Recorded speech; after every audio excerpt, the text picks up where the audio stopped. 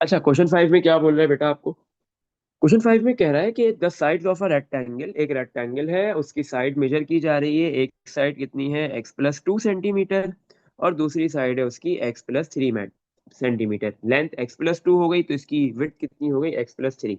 ये इसका रिवर्स कर लो, इससे कोई फर्क नहीं पड़ेगा। अच्छा, each side is decrease in length bye 1 centimetre. Her side क्या हो रही है? दोनों साइड क्या हो रही है? डिक्रीज हो रही है। डिक्रीज का मतलब कम होना, माइनस करेंगे। सही है, जब भी डिक्रीज होगा, कम होगा तो हम माइनस करेंगे। सही है, और इंक्रीज होगा, बढ़ेगा, तो फिर प्लस करते हैं। हर साइड जो है वो कितना डिक्रीज हो रही है? 1 सेंटीमीटर बाय लेंथ। लेंथ में कितना डिक्रीज हो रही है? 1 सेंटीमीटर। तो फर्स्ट साइड है x+2, उसमें 1 सेंटीमीटर का डिक्रीज हो रहा है, तो -1 कर देंगे। तो x2 - 1 1 हो गया। तो अब डिक्रीज होने के बाद जो है वो एक साइड की लेंथ जो है वो, न्यू लेंथ कितनी आ गई डिक्रीज होने के बाद? x+1 centimetre. सही है। इसी तरह अब हमारे पास जो सेकंड साइड है x+3, वो भी कितना डिक्रीज होगी? 1 सेंटीमीटर। तो उसमें भी 1 क्या हो जाएगा? माइनस हो जाएगा। तो x कॉपी, 3 - 1 कितना हो गया? 2। तो जो सेकंड साइड है उसकी भी लेंथ 1 सेंटीमीटर डिक्रीज होने के बाद न्यू लेंथ कितनी आ गई? x+2 centimetre. अब आपको बोल रहा है फाइंड एन एक्सप्रेशन, एक एक्सप्रेशन बनाओ, एक फॉर्मूला बनाओ इन टर्म्स ऑफ x। सही है ना, x की एक एक्सप्रेशन बनानी है, x का आपने एक फॉर्मूला बनाना है for the decrease in the area. सही है, एक एक्सप्रेशन बनाओ एक्स की फॉर्म में, एक्स की टर्म्स में। किसकी एक्सप्रेशन बनानी है? किसका फॉर्मूला बनाना है? For the decrease in the area of the rectangle. ये जो आपके पास रेक्टेंगल है, इसके एरिया की एक एक्सप्रेशन बनानी है। और एरिया में आपने कौन सा लेना है? Decrease area. जब आपके पास किसी भी रेक्टेंगल की साइड्स की लेंथ डिक्रीज होगी, तो उसका एरिया भी क्या हो जाएगा? कम हो जाएगा, क्योंकि रेक्टेंगल छोटा हो गया। अगर आपके पास जो है वो कोई भी रेक्टेंगल है, उसके साइड की लेंथ इंक्रीज हो रही है, तो उसका एरिया भी क्या हो जाएगा? बढ़ जाएगा। तो अब आपने एरिया निकालना है, एरिया की एक एक्सप्रेशन बनानी है इस रेक्टेंगल की। और आपको पता है रेक्टेंगल का एरिया कैसे निकलता है? Length multiply by breath. लेकिन लेंथ और ब्रेथ जो आपने यूज करनी है, जो दोनों साइड्स यूज करनी है, वो बेटा ओरिजिनल वैल्यू नहीं यूज करनी, डिक्रीज होने के बाद वाली वैल्यू यूज करनी है। तो फर्स्ट वैल्यू क्या है डिक्रीज होने के बाद? x+1। और सेकंड वैल्यू क्या है आपके पास? x+2। सबसे पहले ये x किससे मल्टीप्लाई होगा? ये वाला x पूरे x+2 से ब्रैकेट से मल्टीप्लाई होगा। फिर +1 किससे मल्टीप्लाई होगा? ये x से मल्टीप्लाई हो गया, x² हो गया। फिर ये x 2x से होगा तो +2x हो गया। 1x से होगा +1x। और 1 2 से मल्टीप्लाई होगा तो +2। तो x², 2x + 1x 3x हो गया, +2 कॉपी। तो आपने ये एक एक्सप्रेशन बना दी। This is the expression of area of rectangle. सही है, फॉर डिक्रीज एरिया। ये डिक्रीज एरिया है। सही है, जब लेंथ डिक्रीज हो गई है दोनों साइड्स की, तो फिर जो है वो एरिया भी क्या हो जाएगा? डिक्रीज हो जाएगा। उसकी हमने एक्सप्रेशन बना ली। इसमें देख बेटा कुछ पूछना है यहाँ से? सही है, चलो नेक्स्ट क्वेश्चन पे मूव करते हैं। क्वेश्चन नंबर 6 में क्या है? अच्छा, तो बेटा इसके अंदर जो है वो एल्जेब्रिक एक्सप्रेशंस के अंदर जो है वो हमने एक तो क्या कहते हैं एक्सपेंडिंग द ब्रैकेट्स पढ़ लिया। आपके पास जो है वो लाइक टर्म्स को ऐड और सबट्रैक्ट करना सीख लिया। सही है, सिंप्लीफाई कैसे करते हैं लाइक टर्म्स को ऐड और सबट्रैक्ट करके। एक्सपेंडिंग द ब्रैकेट्स में मल्टीप्लाई कैसे करते हैं, एक नंबर को एक ब्रैकेट के साथ, एक नंबर को दो ब्रैकेट्स के साथ। हाँ, दो ब्रैकेट्स को कैसे मल्टीप्लाई करते हैं, तीन ब्रैकेट्स को कैसे करते हैं। इसके अलावा अलजेब्रिक एक्सप्रेशन और मैनिपुलेशंस के अंदर आपके पास सब्स्टिट्यूशन भी आता है। सही है, आपके पास कोई भी एक फॉर्मूला गिवन दे दिया जाएगा, कोई भी एक एक्सप्रेशन गिवन दे दी जाएगी, उसमें अंदर कुछ अल्फाबेट्स होंगे, उन अल्फाबेट्स की वैल्यूज गिवन दे दी जाएगी। सही है, आपको सब्स्टिट्यूट करके वैल्यू निकालनी होगी। सही है, यूज द फॉर्मूला, बोल रहे ये फॉर्मूला यूज करो। क्या फॉर्मूला गिवन दे दिया? x = y² - z²/5w। ये फॉर्मूला यूज करके to find the value of x, किसकी वैल्यू फाइंड करनी है? x की। सही है, अब इसका हम एक पार्ट कर लेते हैं, पार्ट नंबर सी करते हैं। भाई फाइंड करनी है, कोई मसला नहीं है, बाकी तो गिवन दो, गिवन दे रहा है। y की वैल्यू गिवन दे दी 12, z की वैल्यू गिवन है 8, और w की भी वैल्यू गिवन है -4। सही है, सब्जेक्ट ऑफ द फॉर्मूला के अंदर भी हमने ये चीज की है, तो कुछ नया नहीं है ये। x y की वैल्यू है 12, उसका स्क्वायर, माइनस z की वैल्यू है 8, उसका स्क्वायर, डिवाइड बाय 5 w की वैल्यू है -4। तो 12 स्क्वायर बेटा कितना होता है? 144। -8 स्क्वायर इज 64। और डिवाइड में 5 मल्टीप्लाई -4 इज -5 × 4 20। तो 144 -64 कर देते हैं हम। 144 -64, तो आंसर आ गया आपके पास 80। तो x = 80।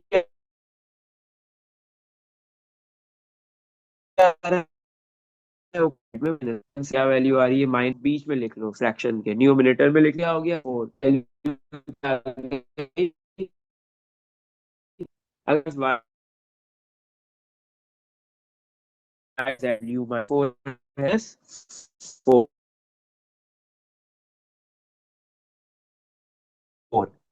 सही है।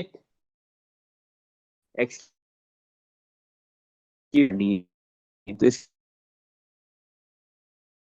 इसका मतलब है इस फॉर्मूले पर कोई एक वैल्यू भी चेंज होगी तो भी चेंज हो जाएगा। इसमें देख लो बेटा, कुछ पूछना है? चलो क्वेश्चन नंबर 7 पे मूव करते हैं। Right each of the following word equations using only the given letters and number. सही है ना, आपने जो है वो वर्ड इक्वेशंस बनानी है, सही है ना, वर्डिंग में इक्वेशंस लिखी हुई है, आपको इक्वेशंस बनानी है, सही है। अच्छा, पार्ट ए, वाई, वाई लिख दिया। इज, इसका मतलब होता है equal to. Three more than, y क्या है, थ्री ज्यादा है, किससे, 4 times the value of x. Three more than, three ज्यादा है, 3 यूनिट ज्यादा है, तो थ्री ज्यादा है तो इसका मतलब 3 प्लस होगा, 3 plus 4 times the value of x. 4 times की जगह बेटा जब भी टाइम्स लिखा होता है उसकी जगह मल्टीप्लाई आता है, 4 मल्टीप्लाई एक्स। इसका मतलब वाई कैसे आएगा, जब आप एक्स को 4 से मल्टीप्लाई करो, सही है, एक्स को 4 टाइम्स करो और फिर उसमें 3 ऐड करोगे तो वाई आएगा। तो इसका मतलब क्या इक्वेशन बन गई, वाई इक्वल टू 3 + 4 एक्स, सही है। इसी तरह part B, P is 7 < 3 times the value of Q. सही है, पी क्या है, पी इसका मतलब इक्वल टू 7 लेस है, लेस देन है तो मतलब -7 होगा। 3 टाइम्स, 3 मल्टीप्लाई होगा किससे, क्यू से, तो 3 क्यू जब मल्टीप्लाई हो जाएगा, -7 किया जाएगा तो पी की वैल्यू आएगी। तो पी इक्वल टू 3Q - 7, ये हो गया सिंप्लीफाइड फॉर्म में, सही है। पार्ट सी, बी इज, इसका मतलब इक्वल टू ट्वाइस, ट्वाइस मतलब टू, ट्वाइस का मतलब होता है 2 टाइम्स, जब भी ट्वाइस लिखा हो इसका मतलब 2 टाइम्स, मल्टीप्लाई बाय 2 या डबल, सही है। थ्राइस लिखा है, थ्राइस का मतलब 3 टाइम्स या मल्टीप्लाई बाय 3 या ट्रिपल, सही है। अच्छा तो two, the value of 5 more than C। Two multiply हो रहा है किससे, कौन सी वैल्यू से, C क्या है, मोर देन 5 है, मतलब C में क्या ऐड होगा 5, या 5 में क्या ऐड होगा C। तो B किसके बराबर है, जब पहले C 5 से मल्टीप्लाई हो और फिर सॉरी C 5 से प्लस हो, C 5 में ऐड हो, और फिर जैसे ही वो 2 से मल्टीप्लाई हो जाएगा उसका ट्वाइस हो जाएगा, डबल हो जाएगा, तो B के इक्वल आएगा। तो इसको सिंप्लीफाई कर लो, B equal to 2 × C 2C plus 2 × 5 10 हो गया, सही है। Part D, J is 2 more than, J इसका मतलब equal to 2 more than, two two ज्यादा है तो 2 plus half the value of K की वैल्यू का हाफ, के की वैल्यू हाफ लेनी है, मतलब k/2। के की जो भी वैल्यू है उसको हाफ करो और फिर उसमें 2 ऐड करोगे तो जे के इक्वल आ जाएगा, सही है। जे क्या है, 2 ज्यादा है किसका, के की जो वैल्यू है उसके हाफ से 2 ज्यादा है, तो के की वैल्यू जो भी है उसको हाफ किया जाएगा, /2 किया जाएगा, और फिर उसमें 2 ऐड करेंगे तो जे आ जाएगा। सिंप्लीफाई कर लो, 2 के डिवाइड में कुछ नहीं लिखा तो 1 है, 1 और 2 का एलसीएम कितना आएगा, 2, सही है। तो आपने मल्टीप्लाई कर दिया इसको 1 को 2 से, तो न्यूमिनेटर में जो 2 है वो भी 2 से मल्टीप्लाई हो जाएगा। जे इक्वल टू, आपके पास जो है वो क्या हो गया, डिनोमिनेटर सेम हो गया, 2 एक मरतबा लिखेंगे, ऊपर 2 × 2 4 प्लस के, सही है। अच्छा लास्ट पार्ट ई, एम, एम इसका मतलब इक्वल टू हाफ, हाफ का मतलब 1/2 या /2, एक ही बात होती है। द वैल्यू ऑफ 6 < आपके पास जो है वो 6 क्या है, < है, सही है। आपके पास जो 6 है वैल्यू वो < क्या है, n, वो n से छोटा है कितना, 6 यूनिट्स, तो n - 6, सही है। तो m इक्वल टू n - 6 / 2, सही है। तो m का भी आपने इक्वेशन बना ली। तो आपने हर पार्ट के अंदर आपको एक इक्वेशन बनाने को बोल रहा था, वर्ड्स में था, आपने उसको जो है वो नंबर्स और अल्फाबेट्स के अंदर कन्वर्ट कर दिया। इसमें देख लो बेटा, कुछ पूछना है? चलो नेक्स्ट पार्ट पे मूव करते हैं।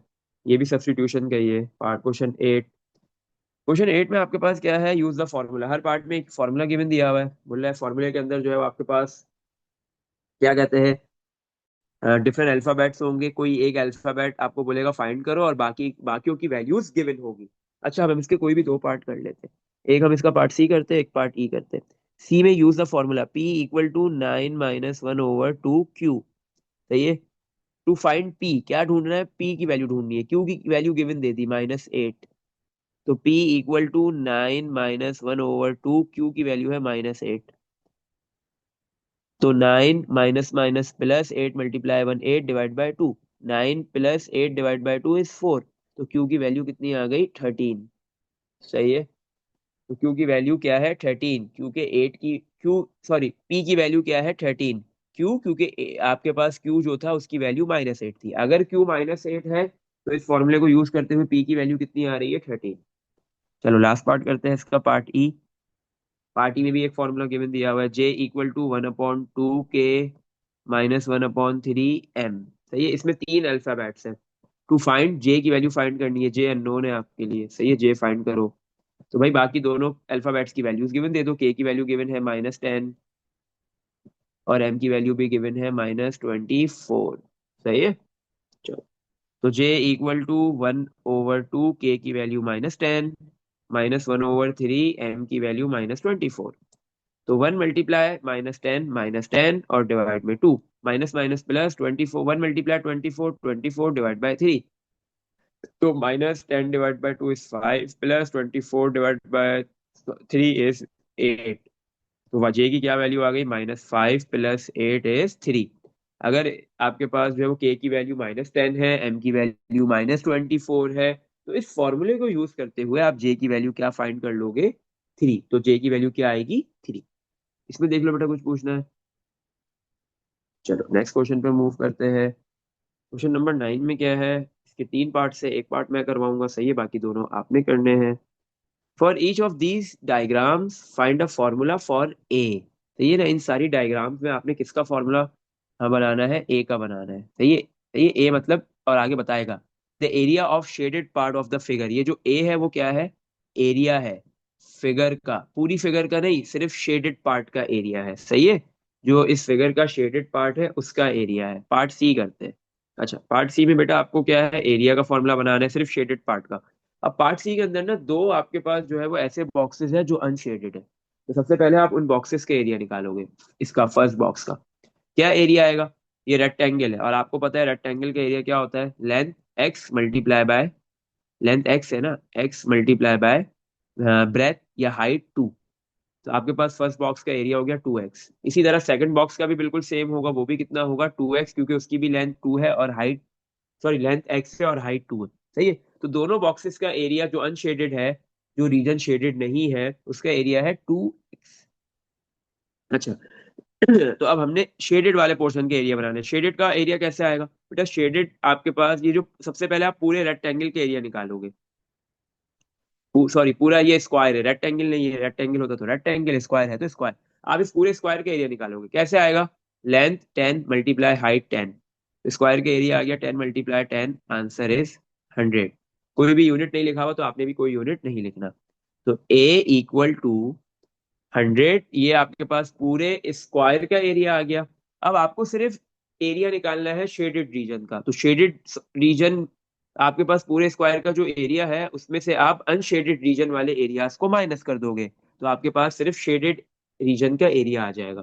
तो 100 आपके पास इस पूरे स्क्वायर का एरिया है। आपके पास दो अनशेडेड रीजन थे, फर्स्ट अनशेडेड रीजन के एरिया भी 2x है और सेकंड अनशेडेड रीजन के एरिया भी 2x है, और आपने इन दोनों को क्या करना है, माइनस। तो फॉर्मूला क्या बन गया एरिया का, शेडेड रीजन का 100 -2x इज -4x। सही है। तो ये फॉर्मूला आ गया आपके पास इस स्क्वायर का। ये जो रेक्टेंगल है स्क्वायर है, इसका जो शेडेड रीजन है उसका एरिया का आपने एक फॉर्मूला बना दिया। In each case, her case में ए फाइंड करना है और एक्स की वैल्यू गिवन दे दी 3। सही है। एक्स की वैल्यू 3 है, पुट करो ए आ जाएगा। तो ए इक्वल टू 100 -4, एक्स की वैल्यू आ गई 3।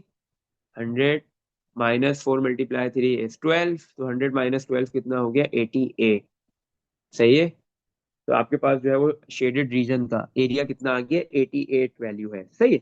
अच्छा, इसी तरह इसका पार्ट ए होगा। चलो पार्ट बी में करवा देता हूँ। पार्ट ए बिल्कुल ऐसे ही होगा।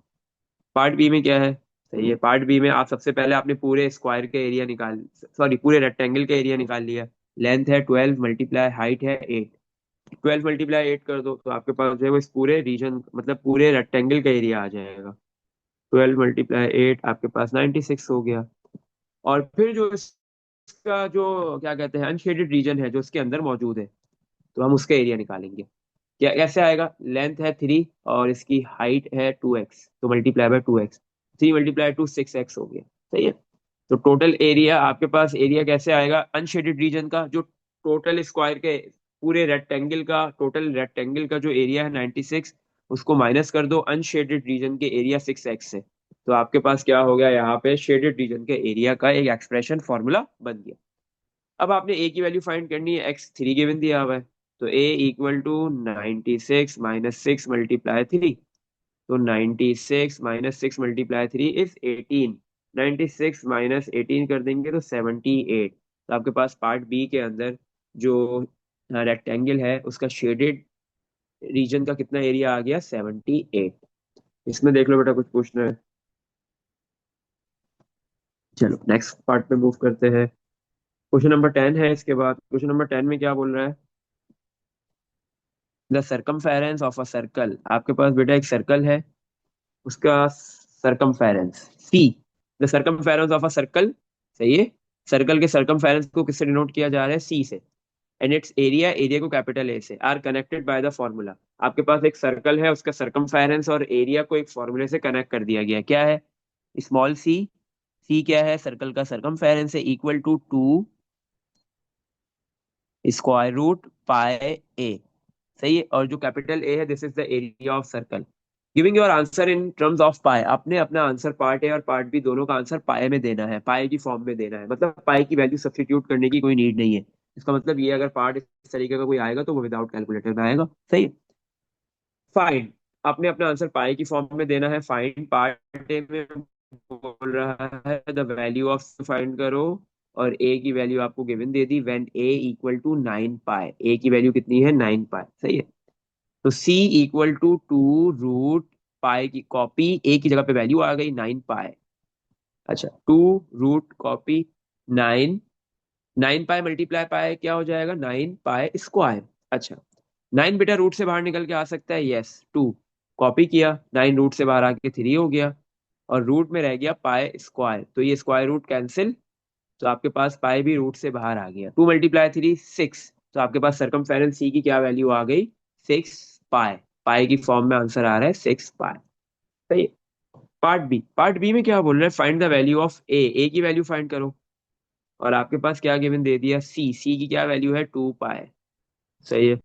चलो, फॉर्मूला है सी इक्वल टू 2 रूट, रूट के अंदर पाई ए। तो सी की वैल्यू है आपके पास 2 पाई। सही है। इक्वल टू 2 कॉपी, रूट के अंदर पाई ए कॉपी। अच्छा बेटा, 2 इधर मल्टीप्लाई हो रहा है, दूसरी साइड पे आके डिवाइड हो गया। 2 pi divide by 2 equal to root के अंदर पाई और ए। तो 2 से 2 cancel. Pi equal to root के अंदर पाई और ए। अच्छा बेटा, मुझे ए फाइंड करना है, एरिया फाइंड करना है। तो एरिया जो है वो ए जो है वो रूट के अंदर आ रहा है।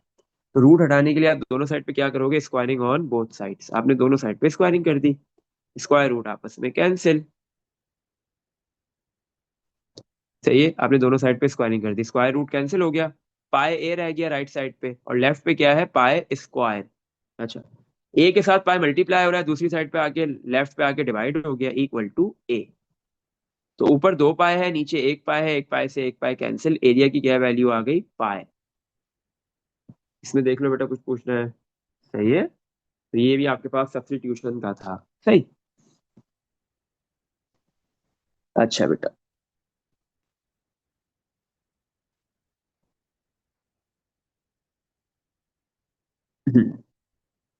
अच्छा, क्वेश्चन नंबर 11 करते हैं लास्ट आज का। सही है। बाकी फिर हम इंशाल्लाह कल कंटिन्यू करेंगे। क्वेश्चन 11 बेटा क्वेश्चन 9 की तरह है, सिमिलर है, कुछ ज्यादा फर्क इसमें है नहीं। इसका मैं आपको सिर्फ एक पार्ट करवाऊंगा, सी ए और बी आपने करना है, इजीली हो जाएगा। सही है। For each of these diagrams, सही है, find a formula for A. हर एक डायग्राम का आपने एक फॉर्मूला बनाना है ए का। अभी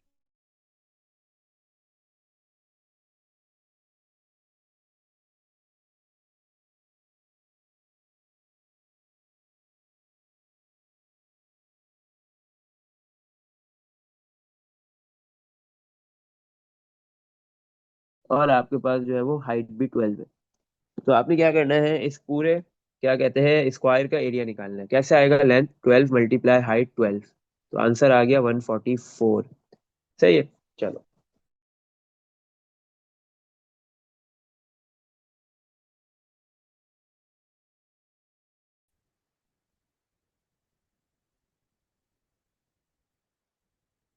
अच्छा, तो यहाँ पे क्या हुआ, हमारे पास सबसे पहले हमने पार्ट सी के अंदर हमारे पास जो है वो जो होल फिगर गिवन दिया हुआ है वो है स्क्वायर। हमने पूरे स्क्वायर का सबसे पहले एरिया निकाल लिया। 12 मल्टीप्लाई 12 कर लिया, लेंथ 12 है हाइट भी 12 है, दोनों को मल्टीप्लाई किया तो इस स्क्वायर का एरिया आ गया 144। अब इसके अंदर दो अनशेडेड रीजन है, उन दोनों अनशेडेड रीजन का हमने एरिया निकालना है। फर्स्ट है उसका लेंथ है 2r और सेकंड की लेंथ है r, तो ये हो गया 2r स्क्वायर। सही है। अच्छा, जो सेकंड रीजन है उसमें लेंथ है 2r और हाइट भी 2r है, तो 2r मल्टीप्लाई 2r, तो 4r स्क्वायर हो गया। सही है। तो आपके पास जो है वो आपने क्या किया, अनशेडेड रीजन के एरिया निकाल लिया और टोटल स्क्वायर का एरिया निकाल लिया, लेकिन आपको निकालना किसका है, सिर्फ शेडेड रीजन का। तो आप कैसे निकालोगे, जो टोटल एरिया है 144 स्क्वायर का उसको माइनस कर दोगे अनशेडेड रीजन से, दो अनशेडेड रीजन है दोनों का एरिया से माइनस कर दोगे, 2r स्क्वायर माइनस का और 4r स्क्वायर भी किसका होगा, माइनस का। तो आपके पास बेटा ये फॉर्मूला बन रहा है। सही है, सिंप्लीफाई कर लो। 144 minus 2r square minus 4r square is minus 6r square. सही है। तो ये आपके पास जो है फॉर्मूला बन गया, एक एक्सप्रेशन बन गई किसकी, एरिया। इस जो ये फिगर है, जो रेक्टेंगल है या स्क्वायर है, इसका अनशेडेड सॉरी शेडेड रीजन की। सही है। अच्छा, अब आपको बोल रहा है फाइंड द वैल्यू ऑफ ए। ए की वैल्यू फाइंड करनी है। तो ए की वैल्यू फाइंड करने के लिए आपको आर गिवन होना चाहिए। आर गिवन दिया हुआ है, आर की क्या वैल्यू है, 4। अच्छा बेटा, अब पी और क्यू गिवन दिया हुआ है। पी और क्यू क्यू गिवन है क्योंकि पार्ट ए में जो है वो पी है, पार्ट बी में क्यू है। तो पार्ट ए के लिए आप पी की वैल्यू यूज करोगे, जो एरिया का फॉर्मूला होगा उसमें सिर्फ पी आ रहा होगा तो आप पी की वैल्यू यूज करोगे। पार्ट बी के अंदर जो है वो क्यू आ रहा है तो आप जो है वो एरिया के फॉर्मूले में सिर्फ क्यू आएगा तो आप क्यू यूज करोगे। इसी तरह पार्ट सी में सिर्फ एरिया के फॉर्मूले में सिर्फ आर आ रहा है तो आपने आर यूज करना है। तो ए इक्वल टू 144 माइनस 6, आर की वैल्यू 4 और उसका स्क्वायर। 144 माइनस 6, 4 का स्क्वायर कितना होता है, 16। 144 माइनस 6 को 16 से मल्टीप्लाई कर दो, 6 मल्टीप्लाई 16, आंसर इज 96। तो 144 माइनस 96 कर देंगे, आंसर इज 48।